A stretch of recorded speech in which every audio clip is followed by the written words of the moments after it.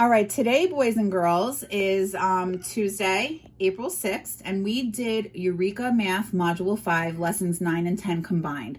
And what we did was we practiced using division in order to create an equivalent fraction.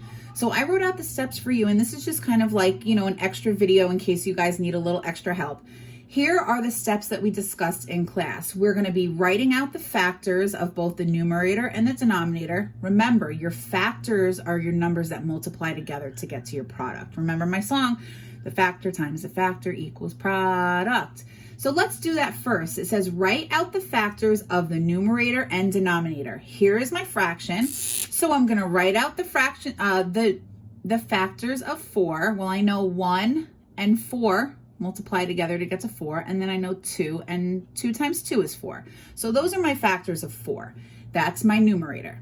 So now I need to write out the factors of my denominator. My denominator is 10. So what are all the numbers that multiply together to get to 10?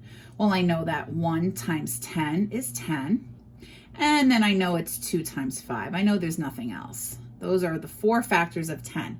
So now, step number 2 says to circle the greatest common factor.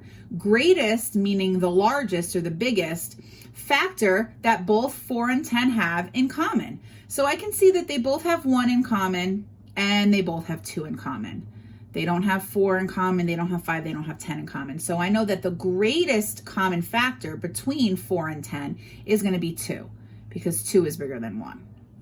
So now that I've circled the greatest common factor, or the GCF, my last step is to divide the numerator and denominator by that greatest common factor.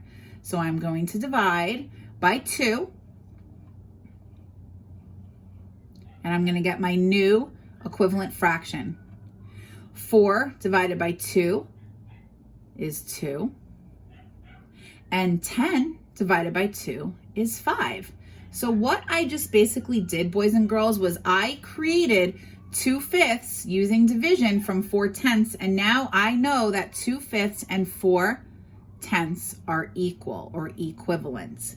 I can use my fraction tiles to kind of prove that. So here are my 2/5, right? And I'm going to line up 4/10.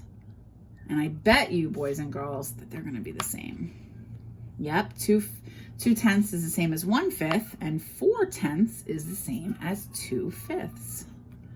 Check it out. I just proved it with my models. Okay, good luck.